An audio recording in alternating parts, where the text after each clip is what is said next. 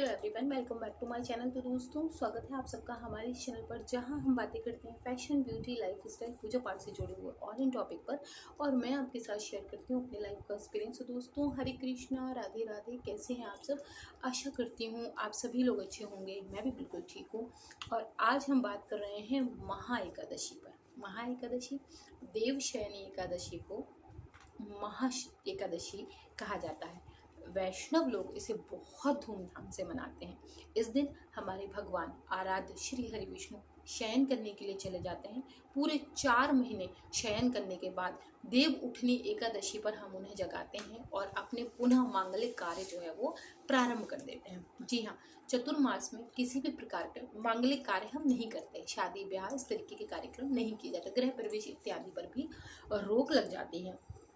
आषाढ़ मास के शुक्ल पक्ष में जो एकादशी पड़ती है उसे हम देवशयनी एकादशी कहते हैं। देवशयनी एकादशी, जैसे मैंने आपको बताया कि भगवान श्री हरि विष्णु शयन करने चले जाते हैं और इसके बाद 4 महीने तक वो शयन करते हैं। बीच बीच में करवट भी पलटते हैं। इस तरह की बहुत सारी चीज़ें चलती हैं और चतुर्मास जो है इसी दिन से प्रारंभ होता है और इसी दिन से भगवान भोलेनाथ जो है सारा कार्यभार संभाल लेते हैं, क्योंकि भगवान श्री हरि विष्णु चले जाते हैं शयन करने के लिए। सो दोस्तों, ये तो मैंने आपको बताया कि आषाढ़ के महीने में शुक्ल पक्ष की एकादशी को हम जो है वो देवशयनी एकादशी कहते हैं और इसे बहुत धूमधाम से मनाते हैं, क्योंकि इसे महा एकादशी भी कहा जाता है। तो मैं आपको इसकी शुभ मुहूर्त बता देती हूँ। अगर हम इस साल बात करें कि देवशयनी एकादशी कब है, तो देखो, देवशयनी एकादशी 29 जून को है। इसका पारण, व्रत तोड़ने का समय जो है वो 5:36 AM पर रहेगा। एकादशी तिथि प्रारंभ हो रही है 29 जून वर्ष 2023 को 9:59 PM बजे और एकादशी तिथि समाप्त हो रही है 30 जून वर्ष 2023 7:17 PM पर। ठीक है। और जो व्रत के पारण का शुभ मुहूर्त है वो हम 5:36 AM पर व्रत का पारण करेंगे। एकादशी का व्रत हम 29 तारीख को रखेंगे और 30 तारीख को हम व्रत का जो है वो पारण करेंगे। एकादशी व्रत का अनुष्ठान, देवशयनी एकादशी पर पवित्र स्नान करना बहुत शुभ माना जाता है। भगवान विष्णु के अवतार श्री राम के सम्मान में गोदावरी नदी में डुबकी लगाने के लिए बड़ी संख्या में भक्त नासिक में इकट्ठा होते हैं। देवशयनी एकादशी के दिन भक्त चावल, बीन्स, अनाज, सब्जियां और मसाले जैसे खाद्य पदार्थ जैसे परहेज करते हैं, उपवास रखते हैं। इस दिन उपवास रखने से भक्तों के जीवन में सभी समस्याओं या तनावों का समाधान अपने आप हो जाता है। देवशयनी एकादशी पर भगवान विष्णु की पूजा की जाती है और भक्तगण भगवान विष्णु की मूर्ति को गदा, चक्र, शंख और चमकीले पीले वस्त्रों से सजाते हैं और प्रसाद के रूप में अगरबत्ती, फूल, धूप, दीपक, सुपारी इत्यादि का हम भोग भी लगाते हैं। मैं आपको पूजा की विधि शेयर कर देती हूँ। शुभ मुहूर्त मैंने शेयर कर दिया। देवशयनी एकादशी हो चाहे कोई भी एकादशी हो, एकादशी के व्रत के जो नियमों का पालन है वो हम 10वीं तिथि के शाम से ही करते हैं। कहने का मतलब 28 तारीख की शाम को, 28 जून को हम शाम से ही करेंगे इसलिए। और इस दिन पालन क्या करते हैं, जैसे कि हम सात्विक आहार लेते हैं, प्याज, लहसुन इत्यादि हम नहीं खाते हैं। ठीक है। उसके बाद हम सुबह में, जिस दिन एकादशी है उस दिन उठ जाएंगे, दैनिक कार्यों से निवृत्त हो लेंगे, स्नान इत्यादि करके मंदिर में आ जाएंगे, मंदिर की साफ सफाई कर लेंगे। उसके बाद हम एक चौकी लगाएंगे, उस पर पीले रंग का वस्त्र बिछाएंगे। वस्त्र बिछाकर एक छोटे से कलश की स्थापना कर लेंगे, जैसी भी आपकी क्षमता हो। कलश कभी भी लोहे का, स्टील का या प्लास्टिक का नहीं रखा जाता। आप तांबे का, पीतल का, सोने का, चांदी का रख सकते हैं। कलश की स्थापना विधान के साथ, जैसे कि दूध, गंगाजल, जल, सर्वौषधि, पान, सुपारी, लौंग, बताशे, पुष्प, कच्चा दूध, ये सब डाल के पंचपल्लव, चाहे आप अशोक के ले लीजिए, चाहे आम के ले लीजिए, या पान के पत्ते से भी हो जाता है। कटोरी में सफ़ेद तिल भर के दीपक प्रज्वलित कर लीजिए, चाहे तो नारियल रख के हम कलश की स्थापना करेंगे।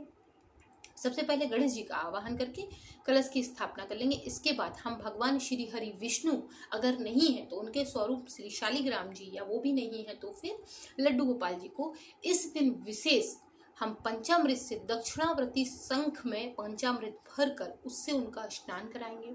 विधान के साथ स्नान करा के अच्छे वस्त्र से उन्हें साफ करके बदन को सुखा के और फिर उनका पीले रंग की चीज़ों से श्रृंगार करेंगे। श्रृंगार करने के बाद हम उन्हें स्थापित कर देंगे और विधान के साथ पूजा करेंगे, जैसे कि फिर से गंगा जल छिड़क के कुमकुम लगाना, चंदन लगाना, तिल चढ़ाना, पीली जनेऊ चढ़ाना, पीली माला चढ़ाना, शुद्ध गाय के घी से दीपक बना के दीपक प्रज्वलित करना, रोली में भी थोड़ा सा बाती में भी थोड़ा सा जो है हल्दी लगा देना। सफ़ेद चीज़ें नहीं दिखानी है, पीली दिखानी है। और पीले रंग की चीज़ों से बने हुए लोग इस दिन भोग भी लगाते हैं। भोग इत्यादि अर्पित करके आरती करके आप पूरे दिन भगवान विष्णु जी के लिए चालीसा पढ़ सकते हैं, विष्णु सहस्त्र नाम का पाठ कर सकते हैं, अन्य जो भी आप करना चाहते हैं पूजा पाठ वो कर सकते हैं। कहने का मतलब पूरे दिन सात्विकता का पालन करें और ब्रह्मचर्य का पालन करते हुए मन को शांत रख के हम अपने पूजा पाठ करें।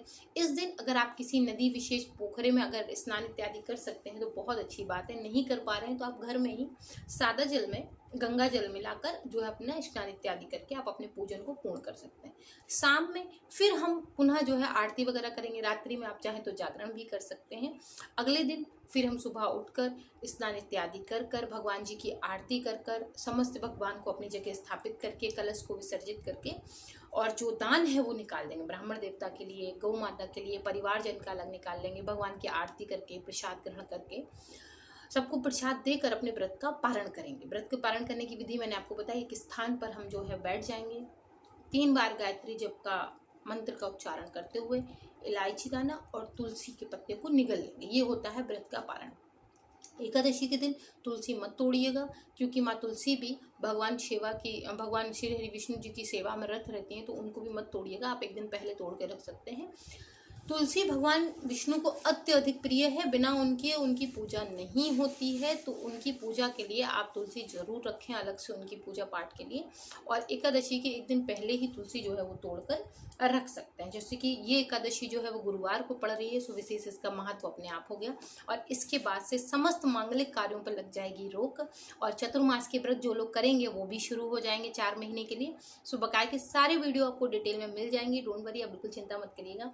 आशा करती हूँ ये वीडियो आपको पसंद आई होगी। अगर पसंद आई है तो मेक श्योर वीडियो को लाइक करिए, चैनल को सब्सक्राइब करिए, फ्रेंड एंड फैमिली के साथ शेयर करना बिल्कुल मत भूलिए। मैं मिलती हूँ एक और नई वीडियो के साथ। तब तक के लिए Hare Krishna, Radhe Radhe and bye bye.